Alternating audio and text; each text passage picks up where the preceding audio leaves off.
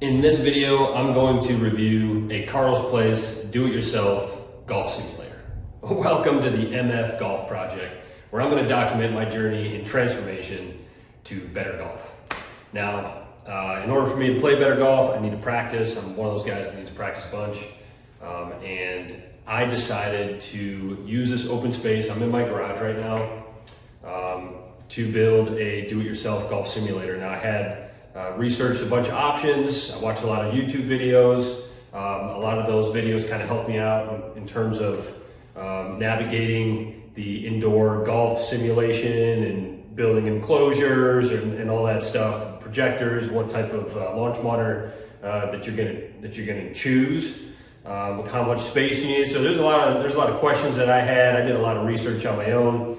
So I figured, why not kind of get this video going, just to maybe help out, someone else out there that's potentially looking to get a golf simulator. Now I chose Carl's Place, and as you can see, this is the setup. So let's get into the Carl's Place DIY golf simulator review. All right, let's start with the flooring, because really this is the only thing that I didn't purchase off of Carl's Place. I did purchase that hitting mat, as you can see, but the flooring itself I got on Amazon. And this is kind of where I started, because I wanted to measure out all my dimensions and make sure I had enough room behind the launch monitor, make sure I had enough room to the impact screen. But anyways, this flooring is a 1 inch thick gym flooring puzzle piece put together kind of thing. And it's 1 inch thick. So I wanted that 1 inch. I didn't want the 0.75. I'm sure the 0.75 would be decent enough. I'm sure you could make it work. This thing was on sale for me and I got it off of Amazon. I'll put the link in the description box for you guys in case you wanted to check that out. I do plan on putting putting turf over top of that. I need to do more research and what type of turf I want and how I'm gonna get all that done. But at the end of the day, I just wanted something real fast to put together and just start hitting some balls. So I got those, the gym flooring, and then I got this Country Club Elite hitting mat. I'll kind of do a close-up of that. The thing is really nice. You could use a real tee, which is pretty cool. It does come with a tee, but it's kind of plastic, and you smack that thing around a little bit and it kind of gets busted up. So I just started using these plastic tees. Works just fine. Hitting off the mat with irons is pretty realistic. You could chunk them and it'll definitely show that. And it kind of grabs a club. It's pretty solid. I highly recommend that mat for sure. Let's move on to the enclosure, and then I'll kind of go to the impact screen and how everything else works. But this enclosure is 9 foot by 9 foot. Okay, so it's 9 foot high and it's 9 feet wide. My ceilings are 10 feet, so you can kind of see there's still a little bit of room up top, which is nice. I wanted to go that 9 foot because of my wedge game. I tend to hit some high wedges. 6 foot tall, so not super tall, but I get pretty steep with those wedges now. So I wanted to make sure I can hit them inside here, and I had no issues at all, which is great. Now, one of the things that I really loved about Carl's Place is I use their, they got like this new software page that you can put all your dimensions in. So you can measure how high your ceilings are, how much space you got to work with, and it literally will tell you your exact measurements that you want, and you can adjust them just in case, like, oh, okay, it's giving me an 8 by 8, but I want a 9 by 9 because I have plenty of room for it. So that's kind of what I did. It kind of gave me like an 8 by 10, but I was like, yeah, I want the 9 feet seal. I need 9 feet high, just in case. And it's customizable, and it's really simple. I can put that link in there too for you guys. It'll direct you to the exact page I'm talking about if you're thinking about doing this. Now, I put this whole thing together myself, literally by myself, and it was just a couple hours. I used a ladder. You do need a ladder. And I also have, one thing you're gonna wanna really think about, okay, is you see those side pieces, right? That's 2 feet wide, or sorry, that's 2 feet. It sticks out 2 feet. Now, I have a couple kids, one's 6 and one's 4. They're probably gonna start playing some golf, which is one of the reasons why I got those. If I didn't have kids, I wouldn't get that, okay? But it's important to kind of know, because, and it goes up too, as you can see, 2 feet out, extends 2 feet out, extends 2 feet out right there on the sides and on the bottoms. And that's another thing you could choose on Karls. You could choose at 1 foot, you could choose nothing, right? And like I said, when you're swinging the golf club, here, I'll just kind of, this is something that you're gonna really need to take into consideration, because especially if you have a driver, you know, you don't want this thing to be 4 feet long and I'm 6 feet from the screen and all of a sudden I follow through and boom, I'm hitting the side piece. Now this 2 feet sticking out wide, I never gets in my way, but I'm 6 feet from the impact screen. And when I follow through, you know, I'm following through, boom, like this, and I never get it, ever. So, but it's something that you're definitely gonna wanna take into consideration, because if that's sticking out 4 feet, or even 3 feet, you're looking at a different, you know, setup. You might wanna have, you gotta make sure you have enough space behind you. You know, I don't, as you can see, because that's where my garage door is. And that's another, I think that's 8 feet from the ball. The ball is 6 feet from the impact screen right there. And that gives me all the correct distances and numbers and stuff, all right? So very important as you're gonna be picking all that stuff for your golf simulator. All right, one more thing about the enclosure. Now, I decided to get these foam inserts, which I highly recommend, but it's pretty cool how these enclosures work. And I never knew it until obviously right now, after I bought it, but you can see how this pipe frame obviously holds this enclosure piece together, and then you got this cloth, right, that, you know, it's good durable material, but you don't want a ball hitting one of these pipes if you don't have this foam insert. So I got those foam inserts just in case. Now you gotta really miss one, but you know, if you're like an average golfer, like sometimes I miss them, and you know, I got these foam insert pieces, and then they got this Velcroed up, so you can kind of make it look really nice as well after you put the foam in there. It goes all the way up and down, which is nice. So if a ball hits that, nothing's gonna happen. It's gonna hit it, it's gonna drop right down. That's exactly what we're looking for. And now I got that all the way up and around those edges, which is very important, very important. And in the bottoms too. The bottom has the foam pieces as well. Just in case a top one or skull it, who knows? I mean, it happens sometimes. But yeah, that is the enclosure. All right, let's talk about the impact screen. Now, I went with the premium version, and you can't really tell any ball marks, but the reason why I went with the premium is because, number one, I'm going to be practicing a lot, and you're going to be hitting a lot of golf balls in this room. So I need something durable enough to, you know, take that pounding all the time. Another reason why is some of my ball speeds are pretty high, and you know, if you're not going premium screen, you know, you're gonna have some issues with the impact screen. So it all depends on, you know, how hard you're hitting the ball and really how many times you're gonna be using it. You know, if you're not going to be using your simulator all that often, just once in a while, then maybe you don't need the premium.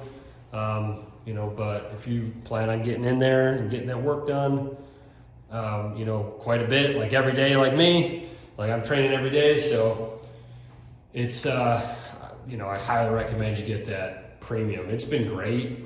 You know, I'll hit a ball, make a little dent. It'll make a dent right here, and then the next one, make a dent here, that dent goes away. You could easily watch movies on here. You could kind of straighten this thing out if you need to, no big deal, and you don't get the wave. But yeah, this is pretty solid. It's a really nice impact screen. Very happy with it. All right, one last thing I want to show you is this net. I also bought these net extenders. They're pretty nice, and all you gotta do is Velcro them on. They got sandbags on the bottom. I'll show that to you in a second. You just Velcro these suckers on, and you know, just kind of extra safety in case you shank one. Or again, I have kids, so it's kind of must-have for me, just in case, you know, they shank them all the time. Obviously, the little kids, but that net is really nice. I got 2 of them. I haven't set up the other one yet, but if there's any lefties in here or anything, I would definitely put those up. But that net does wonders if you know, you got some shanks, or I don't like using that word, but skulls or whatever you want to call it. But it happens, right? It happens, and you got to have your stuff protected. And those nets are super easy to take off and also put on. All right, let's talk about the projector. Now, I mounted mine. As you can see, I mounted it right up there, and it's kind of right next to my garage door thing. It's my garage door opener. But yeah, I mounted it on the ceiling. And this is an Optima projector. I'll put the link to that. And I bought it off Carl's Place, so I'll just give you the exact one I bought. It wasn't a premium one, I know that. It was probably the cheapest one, was the one I chose. And the biggest thing with that is making sure you have the right tools to mount it, and also before you mount it, you're gonna want to just kind of hold it up there, because it's a short throw projector. You're gonna want to mount it up there and see what the picture looks like, right? And as you can see with mine, the picture doesn't take up the entire screen, but it's pretty close. It gets all the way from the bottom. You know, I'm missing a couple inches to the top. I'm okay with that. And also it's not, you know, there's still some screen left on the width of it. As you can see, you know, kind of over this way, you know, this screen was going out. You know, it's probably be better if it was like a 9x10, right? It'd probably be a little bit better of a situation. But for me, like I said, this is perfect. I could see everything. I never have any issues. I could see my distance. I could see the hole on the right. I mean, it's pretty solid, right? But that projector is going to be big in terms of where you place it, and you know how far it is away from the impact screen. Now mine is, as you can see, you might not be able to get the greatest view there, but that's probably, you know, that ball right there is about 6 feet, you know, from the impact screen, from right there, and the projector is just in front of it, so maybe 5 feet from the projector, I would say. And never have any issues with it. It's great. I think I set it up pretty nicely there. But, you know, in terms of getting a really high-end projector, I didn't want that. I just wanted something where I could put it on and practice my golf game. All right, now for the launch monitor. Now this is, I went with the FlightScope Mevo Plus. My brother had one and I used it a bunch. And I found that the numbers were, man, spot on. Now I was looking at the TrackMan. I was looking at a few other things like the Garmin, and there's a couple other launch monitors that are out there. I wanted something very simple just to get started. Again, the Mevo Plus was great, and I could get it on Carl's Place. I mean, that was a big deal breaker for me. I didn't want to spend money over here and then this place and that place. I wanted to get everything under one umbrella, one shop. Carl's Place did that for me. Check the box. I did a bunch of research. I already used the Mevo Plus. I'll do a review on this Mevo Plus pretty soon. But all in all, the Mevo Plus is dead on. I'm very impressed with it. I've used TrackMan. I've used a few other launch monitors. TrackMan's obviously probably the best one. This one's not too far off. I mean, it's pretty spot on with the distances, which I love.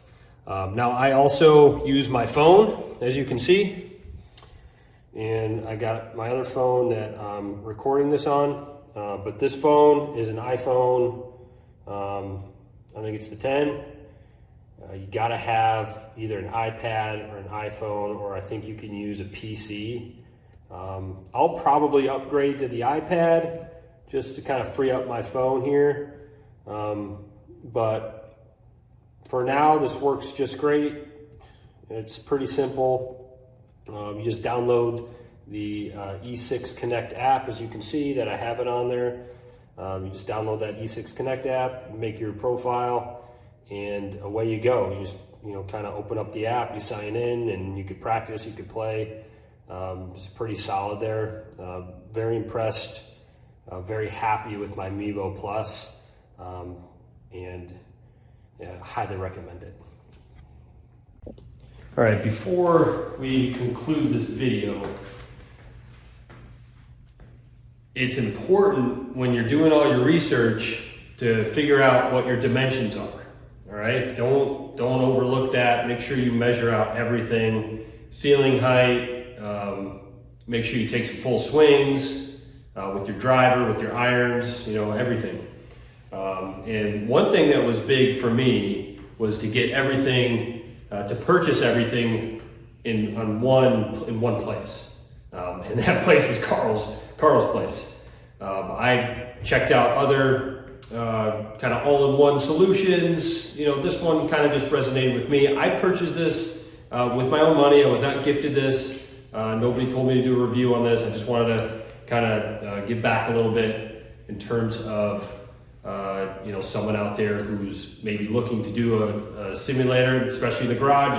Is a perfect video for you. But again, I wanted to buy everything under one roof. Now, the only thing that I didn't purchase, as I told you in the review, was this gym flooring. Okay. Again, I'll have the links for that gym flooring. Hopefully it's on sale for you as you navigate and you shop around for those, that particular item. I'll also have the links to get to Carl's, that specific product page that's a software that's you put your dimensions in, and it spits back exactly what you are looking for, right?